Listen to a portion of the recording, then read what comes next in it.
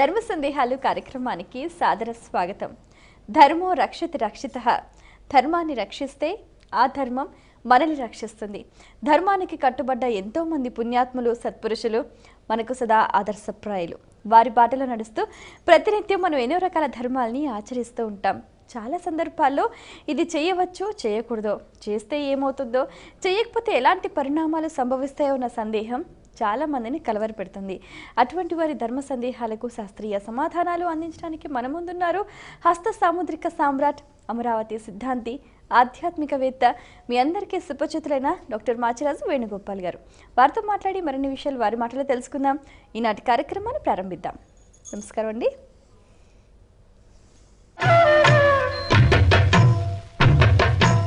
మొదటి ఉత్తరం చూద్దామండి. దీపక్ హైదరాబాద్ నుంచి రాస్తున్నారు. పూర్తి నిర్మాణం జరగని ఇంట్లో గృహప్రవేశం చేయవచ్చా, తెలియచేయగలరు అంటూ రాస్తున్నారు. పూర్తి నిర్మాణం జరగకుండా గృహప్రవేశ కార్యక్రమం నిర్వహించటం లేనిపోని అనర్థాలు కొని తెచ్చుకోవటమే అవుతుంది. అయితే ఆ యొక్క ఇంటికి పైభాగాన కప్పు వేసి తలుపులు దర్వాజాలు ఉంచి లోపల బండలు వేయకపోయినా, లోపల డెకరేషన్స్ వంటి నిర్మాణాత్మకమైనటువంటి చర్యలు చేయకపోయినా, గృహప్రవేశ ముహూర్తాలు మరలా లేవు అనేటువంటి సంకల్ప తత్వం కనుక ఉన్నట్లయితే ఆ ఇంటిలోనికి గృహప్రవేశం చేయవచ్చు. కానీ పూర్తి నిర్మాణం అంటే ఇక్కడ ఆలోచించాల్సింది ఏమిటంటే, కిటికీలు దర్వాజాలు కూడా పెట్టకుండా, తలుపులు పెట్టకుండా గృహప్రవేశం చేయటం అనేది మాత్రం అనర్థదాయకమైన ప్రభావాన్ని ఇస్తుంది. చిన్ని చిన్ని పనులు ఆపివేసి తర్వాత డబ్బులు వచ్చిన తర్వాత ఆ నిర్మాణాలు చేపట్టవచ్చులే అనుకున్నప్పుడు మాత్రం గృహప్రవేశం ముహూర్తాన్ని బట్టి చక్కగా ఇంటిలోనికి ప్రవేశించుకోవడంలో తప్పు లేదు అంటోంది శాస్త్రం. ఏది ఏమైనప్పటికీ కూడా ఇంట్లోకి వచ్చిన తర్వాత నిర్మాణపు పనులు చేపట్టడం అనేది చెప్పలేనంత తలనొప్పిగా ఉంటుంది. ఎందుకంటే మళ్ళీ సామాన్లన్నీ సర్దుకోవాలి. గోడకి సున్నం వేయటం అనేటువంటి చిన్న కార్యక్రమానికే చాలా తతంగా ఉంటుంది. ప్రతి సంవత్సరం కూడా ఇంటికి సున్నం కొట్టాలి కదా. తప్పనిసరిగా ప్రతి సంవత్సరం ఒక్కసారైనా వెళ్ళివేయాలి అంటోంది వాస్తుశాస్త్రం. కాబట్టి ఆ సమయంలోనే ఇంట్లో వస్తువులు, ఫోటోలు, మిగతావన్నీ జరుపుకొని ఆ యొక్క సున్నం కొట్టించేటప్పుడు, కలర్స్ వేసేటప్పుడు చాలా తతంగా ఉంటుంది. అటువంటిది పూర్తిగా నిర్మాణం కాకుండా ఇంట్లోకి వెళ్ళి గృహప్రవేశం చేసుకొని అమ్మయ్య చేసేసుకున్నాలే అని చెప్పేసి సంతృప్తి పడటం అంత మంచిది కాదు. ఏది ఏమైనప్పటికీ కూడాను ఇంటి నిర్మాణం పూర్తి అయిన పెదప గృహప్రవేశం చేసుకోవటం సర్వ విధాలా కూడా శ్రేయోదాయకవంతమైన ప్రభావాన్ని కలిగింపచేస్తుంది సుమా. మరి ఉత్తరం చూద్దామండి. ఈమెయిల్ ద్వారా అనిరుద్ రాస్తున్నారు. గృహశుద్ధి ఏ విధంగా చేయాలి, తెలియచేయగలరు అంటూ రాస్తున్నారు. గృహాన్ని శుద్ధి చేయటం అనేది తప్పనిసరిగా మనం ఎటు గృహప్రవేశం చేసేటువంటి సమయంలో గుమ్మడికాయ తీసుకొని, మంచి గుమ్మడికాయ, దానిలో పసుపు తర్వాత సున్నం కలిపిన నీరు పోసి, వాటిని ఎర్ర నీరు అంటారు. ఆ రెండిటికి కూడాను కలిపినప్పుడు ఎర్రగా తయారవుతాయి. నీటిలో సున్నం పసుపు వేస్తే ఎర్రగా తయారవుతుంది. ఆ నీటిని గుమ్మడికాయలో, మంచి గుమ్మడికాయలో పోసి మూతపెట్టి వేదమంత్రోచ్చరణ జరిగేటప్పుడు ఆ గుమ్మడికాయని ఇంటి ఆయనపు బ్రహ్మస్థానంలో పగలగొట్టేటువంటి సాంప్రదాయం ఉంది కదా. అది పరిపూర్ణమైనటువంటి శుద్ధి ఏర్పరుస్తుంది. అలాగే గోవును తీసుకెళ్తాం. గోమాత లోపలికి ప్రవేశిస్తుంది. చక్కగా ఆ తల్లి అనుగ్రహాన్ని ప్రసాదింపచేస్తుంది. ప్రతి ఒక్క గుమ్మం దగ్గర కూడాను 2 నిమ్మకాయలు కోసేసి 2 డిప్పలు కూడాను ఇట్లా చేయబెట్టి వదిలేస్తాం. పసుపు కుంకుమలో అద్ది తర్వాత కొబ్బరికాయ కొడతాం, నవధాన్యాలు చల్లుతాం. ఇది గృహప్రవేశ సమయంలో చేసేటువంటి శుద్ధి. ఇక అడపాదడపా ఇంటిలో ఏదైనా మైల సోకినప్పుడు, ఏదైనా పురుడు వంటి కార్యక్రమాలు జరిగినప్పుడు పుణ్యావచనము అని చెప్పేసి బ్రాహ్మణోత్తముడి చేత చక్కటి పూజాది కార్యక్రమం చేసి గృహంలో శుద్ధి కార్యక్రమాన్ని ఏర్పాటు చేస్తారు. దాన్నే పుణ్యాహవచనము అని చెప్పేసి అంటారు. ఆ పుణ్యాహవచనం చేసిన తర్వాత ఆ నీటిని 8 దిక్కుల్లో కూడా చల్లటం జరుగుతుంది. ఈ విధంగా చేయటమే శుద్ధిలో దాగినటువంటి పరమార్థం. అన్నిటికన్నా గొప్ప విషయం ఏంటంటే, గంగ గనక ఇంట్లో ఉంటే ప్రతి నెలా కూడాను ఆ గంగ నీటిని తీసుకొని మీ ఇంటి యొక్క సింహద్వారాలపైన అలా అలా అలా చల్లితే పరిపూర్ణమైనటువంటి శుద్ధి ఏర్పడుతుంది అని కూడా శాస్త్రం. అలాగే అసలు గృహిణి అనేటువంటి ఆ ఇంటికి దీపం ఇల్లాలు ప్రతినిత్యం కూడాను గోవు యొక్క పేడ నీటిలో కలిపి ఇంటి ముంగిట కలాపి చల్లి చక్కగా ముగ్గులు వేసినట్లయితే పరిపూర్ణవంతమైనటువంటి శుద్ధి ఆ గృహం యావత్తు జరిగినట్టు లెక్క. ఇప్పుడు ప్రతినిత్యం గోవు యొక్క పేడను ఉపయోగించడం అనేటువంటి సాంప్రదాయం మర్చిపోయాం. పట్టణాల్లో కుదరట్లేదు కాబట్టి పల్లెటూళ్ళలో అక్కడక్కడ కూడాను చేస్తూనే ఉన్నారు. గోవు యొక్క అత్యంత పవిత్రవంతమైనటువంటి ఆ యొక్క ఆవు పేడ, అలాగే ఆవు మూత్రం, అలాగే ఆవు పెరుగు, ఆవు పాలు, ఇవన్నీ కూడాను పంచగవ్యోపాసనా తత్వాన్ని ప్రసాదిస్తాయి. ఈ పంచగవ్యాలు అనేటువంటివి ఎల్లప్పుడూ కూడాను పరమ పవిత్రవంతమైనవే. అందుచేత యజ్ఞయాగాదులు చేసేటప్పుడు కూడా పంచగవ్యోపాసన చేయించే యజ్ఞం ప్రారంభించేటువంటి సంప్రదాయం మనకి కనిపిస్తుంది. శుద్ధి అనేటువంటి కార్యక్రమంలో ఇవన్నీ కూడాను చాలా చక్కటి పాత్రను వహిస్తున్నాయి. ఇకపోతే ఇళ్ళు శుద్ధి చేసుకోవాలంటే నరఘోష ఎక్కువగా ఉంది అనుకున్న వాళ్ళు వారానికి ఒక్కసారి ఇంట్లో మీరు నిత్యం తుడిచేటువంటి ఆ బొక్కెట్లో నీళ్లు పోసినప్పుడు దొడ్డుప్పు వేసి ఇల్లు గనక తుడిచినట్లయితే పరిపూర్ణవంతమైనటువంటి శుద్ధి ఏర్పడుతుంది.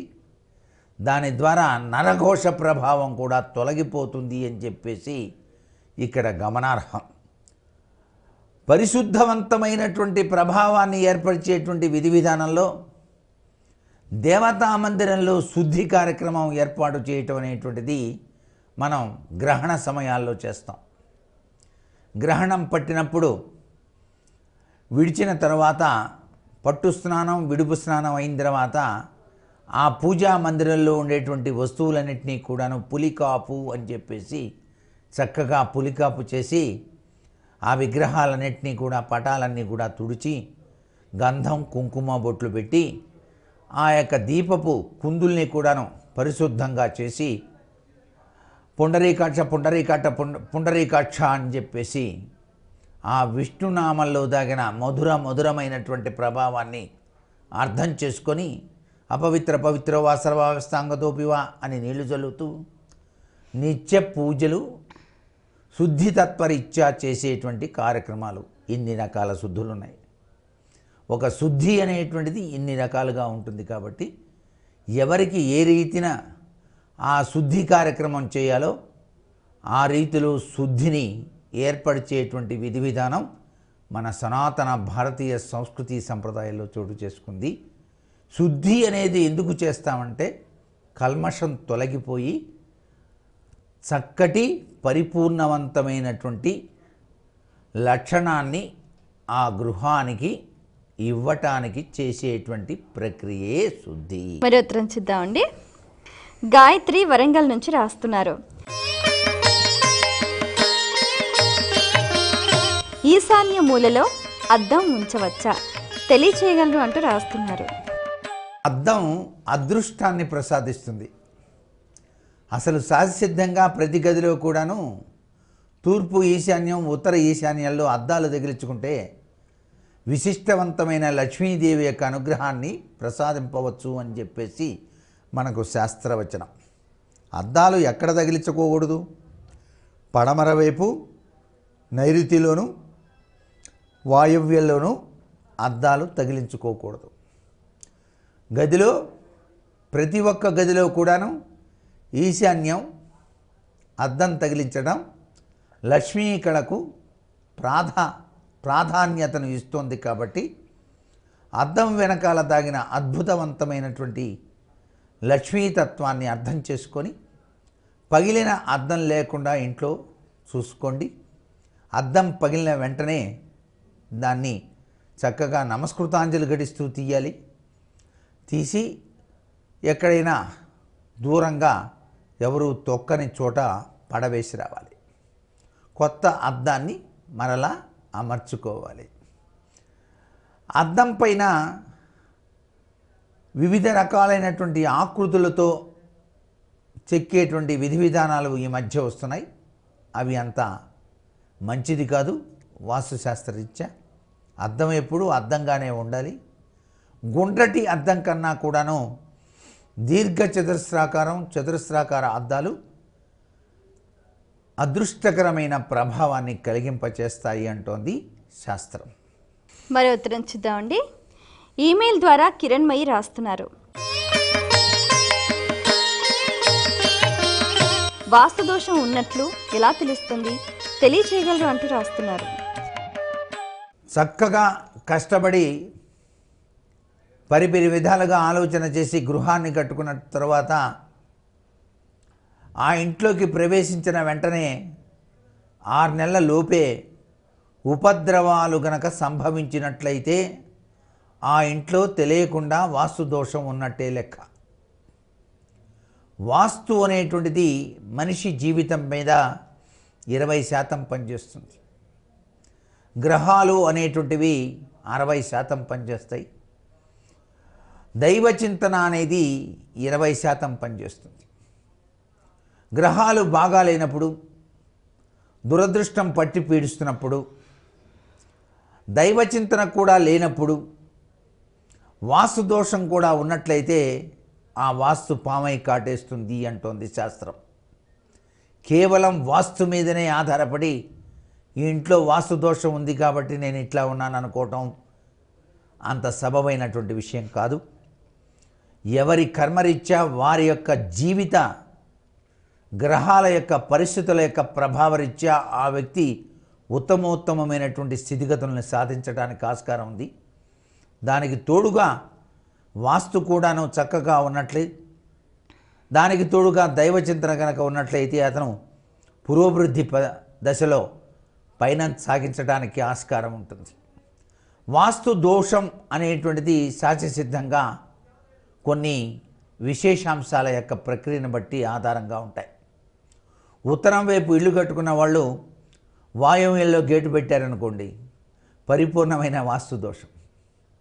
ఉత్తరపు వైపు వీధి ఉన్నవాళ్ళు ఉత్తర ఈశాన్యంలో గేటు పెట్టుకుంటారు, మధ్యలో పెట్టుకుంటారు. తెలియకుండా వాయువ్యంలో గేటు పెట్టుకున్నట్లయితే చాలా అనర్థదాయకమైన ప్రభావం వస్తుంది. బయటకు వించి వెళ్తూనే చెప్పచ్చు, ఇంట్లో పరమ వాస్తు దోషం ఉంది కదండి అని. అలాగే ఈశాన్యం తగ్గి ఆగ్నేయం పెరిగిన, నైరుతి బాగా పెరిగి ఆగ్నేయం తగ్గిన, ఈ యొక్క కొలతల యొక్క విశేషాంశాలు ఉంటాయి. అలాగే ఇల్లు చూడగానే ఒకవైపుకు తిరిగినట్టుగా ఉంటుంది. ఆ ఇంటికి కూడా వాస్తు దోషం ఉన్నట్టు లెక్క. ఎప్పుడు కూడా ఇల్లు కట్టేటప్పుడు చక్కగా దీర్ఘచతుస్రాకారంలో లేక చతురస్రాకారంలో పెట్టే ఆకృతిలో చక్కగా ఉండాలి. అంతేగాని ఓ మూలకు తిరిగో ఓ పక్కకు తిరిగో ఉన్నట్లయితే వాస్తు దోషం ఉన్నట్లే లెక్క. అంతేకాకుండా కొంతమంది వీధి ఒకవైపు సింహద్వారం మరొక వైపు పెడుతున్నారు. అది పరమ వాస్తు దోషం కింద లెక్క. తూర్పు వైపు రోడ్డు ఉండి చక్కగా ఉన్న స్థలంలో తూర్పు ఈశాన్యంలో సింహద్వారం పెట్టకుండా ఉత్తరం వైపు మాకు చాలా బాగుంటుంది అని భావిస్తున్నాను అని చెప్పేసి ఉత్తరం వైపు సింహద్వారం పెడితే అనర్థమే కదా. అలాగే ఉత్తరం రోడ్డు ఉండి అన్నిటికన్నా మిన్న తూర్పు అన్నారండి. సూర్యనారాయణమూర్తి తూర్పు వైపు కదా ఆయన ఉదయించేది. అందుచేత మేము తూర్పు సింహద్వారమే పెట్టి నడక సాగిద్దాం అనుకుంటున్నామండి అని కడితే అది కూడాను తప్పే అవుతుంది. కారణం, ఎటువైపు అయితే రాజవీధి ఉంటుందో ఆ దిశలోనే సింహద్వారం పెట్టి నిర్మాణాత్మకమైనటువంటి చర్యలు చేపట్టాలి. ఇవన్నీ వాస్తు దోషాన్ని పసిగట్టడానికి సహజసిద్ధమైన విధి విధానాలు. అంతేకాకుండా ఒక ఇంట్లోకి ప్రవేశించగానే అద్భుతవంతమైనటువంటి ప్రభావాలు కనిపించాలి. ఆ ఇంట్లో కాసేపు కూర్చుందాం, మాట్లాడుకుందాం, అబ్బా ఎంత బాగుందండి మీ ఇల్లు అనేటట్టుగా ఉండాలి. కానీ ఇంట్లోకి ప్రవేశిస్తూనే అబ్బబ్బబ్బా ఎందుకు వచ్చాను రా బాబో వెళ్ళిపోదాం అన్నట్టుగా మాత్రం అనిపించకూడదు. అలా అనిపించిందంటే అక్కడ తెలియని వాస్తు దోష ప్రభావం భూగర్భంలో ఉన్నట్టు లెక్క. అంటే ఆ భూమిలో ఎముకలు కానీ పుర్రెలు కానీ లేకపోతే ఏదైనా విచిత్రాతి విచిత్రమైన వస్తువులు కానీ ఉండవచ్చు. భూమిని పరీక్ష చేసేటువంటి విధి విధానం కూడా ఉంది. వాసన చూసి ఆ భూమి సరైందా కాదా చెప్పేటువంటి వాళ్ళు కూడా ఉన్నారు.